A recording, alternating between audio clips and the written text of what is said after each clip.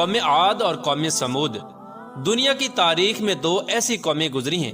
جن کو اللہ تبارک و تعالی نے بے پناہ طاقت اور بے پناہ قوت سے نوازا تھا۔ ان کی طاقت کا کوئی مقابلہ نہیں کر سکتا تھا۔ یہ قوم دنیا کی لمبی ترین قوم تھی۔ ان کے جیسی قوم نہ ان سے پہلے آئی اور نہ ہی ان کے بعد اللہ تبارک و تعالی نے ان کے جیسی کسی قوم کو پیدا فرمایا۔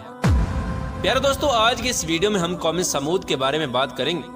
جو قوم عاد کے بعد آباد ہوئی۔ قوم عاد دنیا کی سب سے پہلی طاقتور ترین قوم تھی۔ اس قوم نے اللہ تبارک و تعالی کی نافرمانی کی اور گناہوں کے اندر مبتلا ہو گئے، تو اللہ تبارک و تعالی نے اس قوم پر اپنا دردناک عذاب نازل فرمایا اور اس قوم کو ہلاک و برباد کر دیا۔ اس قوم کا نام و نشان صفحہ ہستی سے مٹا دیا گیا۔ اس طرح قوم عاد کی ہلاکت کے بعد ایک دوسری قوم مارز وجود میں آئی جس کو قوم سمود کہا جاتا ہے۔ قوم سمود قوم عاد کی نسل سے ہی تھی اور یہ دنیا کی دوسری طاقتور ترین قوم تھی۔ قوم عاد کی تباہی اور بربادی کے بعد عاد کے چھوٹے بھائی سمود کی نسل سے یہ قوم وجود میں آئی جس کو قوم سمود کہا جانے لگا۔ یہ قوم حجر کے علاقے میں آباد تھی اور آہستہ آہستہ یہ لوگ پھیلتے چلے گئے، یہاں تک کہ یہ لوگ مغربی اور شمالی عرب تک پھیل گئے۔ اس قوم نے اپنا دارالحکومت حجر کو ہی رکھا جو کہ شہر حجاز سے بالکل قریب واقع ہے، جسے آج ہم مدائن صالح کے نام سے جانتے ہیں۔ پیارے دوستو، اس وقت کی سب سے سپر پاور قوم عاد ثانی یعنی قوم سمود تھی۔ اللہ تبارک و تعالیٰ کا ان پر یہ خاص کرم تھا کہ یہ قوم انتہائی طاقتور تھی اور اللہ تبارک و تعالیٰ نے ان کو بے شمار نعمتوں سے بھی نوازا تھا۔ پیارے دوستو، تاریخ کی کتابوں میں اس قوم کا قد 40 ہاتھ بتایا گیا ہے اور ان کی اوسط عمر 900 سے 1000 سال تھی۔ اللہ تبارک و تعالیٰ نے ان کے جیسی قوم دوبارہ پیدا ہی نہیں کی۔ یہ ایسی قوم تھی جن کو کوئی بیماری نہ لگتی تھی اور نہ ہی ان کے لوگ بوڑھے ہوتے اور نہ ہی ان کے ہاتھ پاؤں کمزور ہوتے۔ یہ لوگ ہمیشہ جوان اور تندرست رہتے۔ یہ لوگ اتنے طاقتور تھے کہ ان کی نظر تک بھی کمزور نہ ہوتی تھی۔ پیارے دوستو، قوم سمود کی ایک نمایاں خوبی یہ بھی تھی کہ اگر قوم سمود کا کوئی مرد اپنی عورت کے ساتھ ایک مرتبہ ہم بستری کر لیتا تو وہ عورت ایک ہی بار میں حاملہ ہو جاتی۔ یہی وہ خوبی تھی جس کی وجہ سے یہ قوم عاد کی تباہی کے بعد قوم سمود کے نام سے ابھری اور جلد ہی دنیا کے اندر اپنا اثر و رسوخ پیدا کر لیا۔ ایسی شاندار قوم جس قوم کو اللہ تبارک و تعالیٰ نے بے پناہ طاقت اور بے شمار نعمتوں سے نوازا تھا، لیکن اس کے باوجود بھی اس قوم نے کون سا ایسا گناہ کیا جس کی وجہ سے اللہ تبارک و تعالیٰ نے اس قوم پر اپنا دردناک عذاب نازل فرمایا اور اس قوم کو صفحہ ہستی سے مٹا دیا اور اس قوم کو رہتی دنیا کے لیے عبرت کا نشان بنا دیا۔ پیارے دوستو، اس قوم کے گھروں کو آج بھی اللہ تبارک و تعالیٰ نے نشان عبرت کے طور پر باقی رکھا ہے۔ یہ قوم بڑے بڑے پہاڑوں میں رہنے کی شوقین تھی۔ یہ لوگ بڑے بڑے پہاڑوں کو تراش کر اس کے اندر اپنے خوبصورت محلات بنایا کرتے تھے اور اسی کے اندر زندگی بسر کیا کرتے تھے۔ اللہ تبارک و تعالیٰ نے قوم سمود کو بہت کچھ عطا فرمایا تھا۔ سرسبز باغات، میٹھے پانی کی نہریں اور پتھریلی زمین پر ہر قسم کے پھل۔ اس قوم کے عالی شان محلات اتنے خوبصورت تھے کہ صرف دور دراز سے لوگ ان کے عالی شان محلات کو دیکھنے کے لیے آیا کرتے تھے۔ پیارے دوستو، قوم سمود اپنے عالی شان محلات اور سرسبز و شاداب باغات اور خوبصورت مرغزاروں اور نعمتوں کی فراوانی کی وجہ سے یہ قوم غرور اور تکبر میں آ گئی اور سرکشی کے نشے میں دھت ہو کر اللہ تبارک و تعالیٰ کی نافرمانیاں کرنے لگے اور اللہ تبارک و تعالیٰ کی وحدانیت کو چھوڑ کر اپنے ہاتھوں سے تراشے ہوئے بتوں کی پوجا کرنے لگے۔ اور یہ بات بھی بلا بیٹھے کہ کچھ عرصہ پہلے اللہ تبارک و تعالیٰ نے انہی کی قوم پر انہی گناہوں کی وجہ سے اپنا دردناک عذاب نازل فرمایا تھا اور اس قوم کو صفحہ ہستی سے مٹا دیا تھا۔ پیارے دوستو، اس دنیا کی طاقتور اور بدبخت قوم کی طرف اللہ تبارک و تعالیٰ نے اپنے پیارے نبی حضرت صالح علیہ السلام کو مبعوث فرمایا تھا۔ چنانچہ حضرت صالح علیہ السلام نے اللہ تبارک و تعالیٰ کے حکم کے مطابق اس قوم کو بت پرستی سے منع کیا اور اللہ تبارک و تعالیٰ کی وحدانیت کی طرف بلایا اور ایک سچے خدا کی عبادت کرنے کا حکم دیا۔ لیکن قوم کے سرداروں نے حضرت صالح علیہ السلام کو جھوٹا ثابت کرنے کے لیے ان سے معجزہ طلب کر لیا۔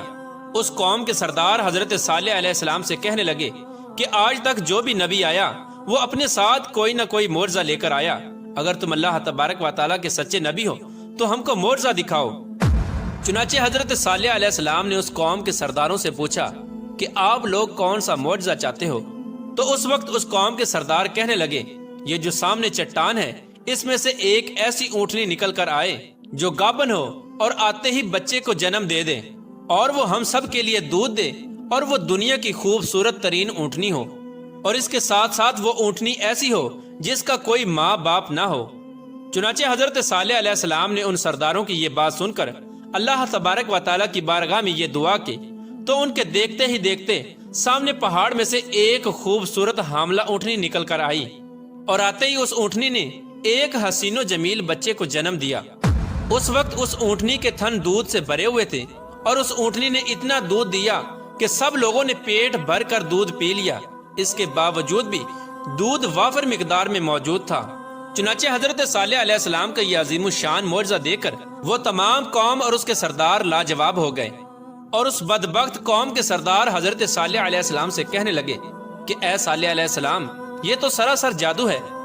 اس طرح اس قوم کے بدبخت سرداروں نے اور اس قوم نے یہ معجزہ دیکھنے کے باوجود بھی حضرت صالح علیہ السلام پر ایمان لانے سے انکار کر دیا، اور اسی طرح اپنے کفر و شرک پر اڑے رہے۔ چنانچہ اس قوم کے کچھ لوگوں نے حضرت صالح علیہ السلام کی اونٹنی کو نقصان پہنچانے کی کوشش کی، تو حضرت صالح علیہ السلام نے ان لوگوں سے کہا کہ یہ اللہ تبارک و تعالیٰ کی بھیجی ہوئی اونٹنی ہے جو تمہارے لیے ایک معجزہ ہے۔ اب تم اس اونٹنی کو اللہ تبارک و تعالیٰ کی زمین میں چھوڑ دو، اور اسے کسی قسم کی تکلیف نہ پہنچانا، ورنہ اللہ تبارک و تعالیٰ کا دردناک عذاب تمہیں پکڑ لے گا۔ معزز ناظرین، اس طرح اللہ تبارک و تعالیٰ کی وہ بھیجی ہوئی اونٹنی اور اس کا بچہ قوم سمود کے کھیتوں میں پورا دن چرتے اور ان کے چشموں کا سارا پانی پی جاتے۔ یہ ماجرا دیکھ کر قوم سمود نے حضرت صالح علیہ السلام کی بارگاہ میں شکایت کی کہ اونٹنی اور اس کا بچہ چشمے کا سارا پانی پی جاتے ہیں اور ہم کو پینے کے لیے پانی نہیں ملتا۔ تو ان کی یہ شکایت سن کر حضرت صالح علیہ السلام نے ان کے لیے دن مقرر کر دیے، اور اس طرح اس چشمے کے پانی کو بانٹ دیا۔ ایک دن حضرت صالح علیہ السلام نے اس اونٹنی کے لیے مقرر کر دیا، اور دوسرا دن اس چشمے کا پانی قوم سمود کے لیے مقرر ہو گیا۔ پیارے دوستو، جس دن وہ اونٹنی پانی پیتی اس دن وہ دودھ بھی زیادہ دیتی، اور دودھ اتنا ہوتا کہ دن اور رات میں ختم ہی نہ ہوتا۔ جس طرح کہ اللہ تبارک و تعالیٰ قرآن پاک میں اس بات کی طرف اشارہ کرتے ہوئے ارشاد فرماتا ہے، اور حضرت صالح علیہ السلام نے اپنی قوم سے کہا کہ یہ اونٹنی ہے، ایک دن اس کی پانی کی باری ہے اور ایک معین دن تمہاری پانی کی باری ہے، اس کو کوئی تکلیف نہ دینا، ورنہ اللہ تبارک و تعالیٰ کا دردناک عذاب تمہیں پکڑ لے گا۔ پیارے دوستو، اس طرح کچھ ہی دنوں بعد قوم سمود اس اونٹنی سے تنگ آ گئی، کیونکہ جس دن وہ اونٹنی پانی پیتی اس دن ان کو پینے کے لیے پانی نہ ملتا، اور ویسے بھی قوم سمود کے سرداروں نے حضرت صالح علیہ السلام کی اس اونٹنی کو ایک جادو قرار دے رکھا تھا۔ خیر، قوم سمود کے ایک طاقتور سردار کی بیوی جس کا نام صدوق تھا، اس عورت کی دو انتہائی خوبصورت اور حسین و جمیل بیٹیاں تھیں، ان کی عمریں 12 اور 14 سال تھیں۔ اس عورت نے حضرت صالح علیہ السلام کے بیٹے کو یہ لالچ دیا کہ اگر تم اپنے گھر میں موجود اونٹنی کو رات کے اندھیرے میں قتل کر دو تو میں اپنی دونوں بیٹیاں انعام کے طور پر تمہیں دے دوں گی۔ چنانچہ حضرت صالح علیہ السلام کی اولاد چونکہ نیک تھی، لہٰذا وہ اس عورت کے اس جال میں نہ پھنسے۔ پھر اس کے بعد اس صدوق نامی عورت نے پوری قوم میں یہ اعلان کر دیا کہ جو بھی شخص حضرت صالح علیہ السلام کی اس اونٹنی کو قتل کرے گا، میں اپنی دونوں کنواری بیٹیوں کا نکاح ان کو دے دوں گی۔ اس عورت کا یہ اعلان سنتے ہی اس قوم کے دو نوجوان جن کا نام مصدع ابن دہر اور کیدار بن سالف تھا، ان دونوں بدبختوں نے مل کر اسی رات حضرت صالح علیہ السلام کی اس اونٹنی کو ذبح کر دیا۔ اس طرح اللہ تبارک و تعالیٰ کی اس بھیجی ہوئی اونٹنی کو ذبح کرنے کے بعد قوم سمود حضرت صالح علیہ السلام سے کہنے لگی کہ اگر تم اللہ تبارک و تعالیٰ کے سچے رسول ہو تو ہم پر وہ عذاب نازل کرو جس عذاب سے تم ہم کو ڈراتے ہو۔ اس طرح اس اونٹنی کے قتل ہونے کی خبر سن کر حضرت صالح علیہ السلام بے حد پریشان ہوئے اور زاروں کی طرح رونے لگے۔ چنانچہ اس طرح اس اونٹنی کو قتل کرنے کے بعد اس بدبخت قوم نے حضرت صالح علیہ السلام کو قتل کرنے کا بھی ارادہ کر لیا، جس طرح کہ اللہ تبارک و تعالیٰ قرآن پاک میں ارشاد فرماتا ہے، آخر کار انہوں نے اونٹنی کو قتل کر دیا اور اپنے پروردگار کے حکم سے سرکشی کی اور کہنے لگے کہ جس چیز سے تم ہم کو ڈراتے ہو، اگر تم اللہ تبارک و تعالیٰ کے سچے پیغمبر ہو تو اس عذاب کو ہم پر لے آؤ۔ اس طرح جب اس قوم نے اللہ تبارک و تعالیٰ کی بھیجی ہوئی اس اونٹنی کو قتل کر دیا اور اپنی نافرمانی میں حد سے زیادہ بڑھ گئے اور خود ہی اللہ تبارک و تعالیٰ کے عذاب کو طلب کر لیا، تو حضرت صالح علیہ السلام قوم سمود سے کہنے لگے کہ اب اللہ تبارک و تعالیٰ کے دردناک عذاب سے تم لوگوں کو کوئی نہیں بچا سکتا۔ چنانچہ حضرت صالح علیہ السلام کی یہ بات سن کر اس قوم کے 9 بدبخت لوگوں نے یہ ارادہ کیا کہ اب حضرت صالح علیہ السلام کو یقیناً قتل کر دیا جائے۔ چنانچہ یہ 9 افراد ایک پہاڑ کے پیچھے چھپ کر حضرت صالح علیہ السلام کا انتظار کرنے لگے کہ کب حضرت صالح علیہ السلام یہاں سے گزریں اور معاذ اللہ ہم ان کو قتل کر دیں۔ لیکن اللہ تبارک و تعالیٰ کی حکمت ایسی ہوئی کہ اللہ تبارک و تعالیٰ نے اسی رات ان 9 افراد پر پتھروں کی بارش برسا دی، جس کی وجہ سے وہ 9 کے 9 افراد ہلاک ہو گئے، اور صبح پوری قوم کے لوگوں نے ان 9 افراد کی لاشوں کو دیکھا۔ اس طرح اللہ تبارک و تعالیٰ کے دردناک عذاب اور ان 9 افراد کی لاشوں کو دیکھنے کے باوجود بھی قوم سمود اپنی سرکشی سے باز نہ آئی اور اسی طرح بت پرستی کے اندر مبتلا رہی اور اللہ تبارک و تعالیٰ کی نافرمانیوں میں مزید حد سے بڑھنے لگے۔ اس طرح جب حضرت صالح علیہ السلام کی قوم قابل ہدایت نہ رہی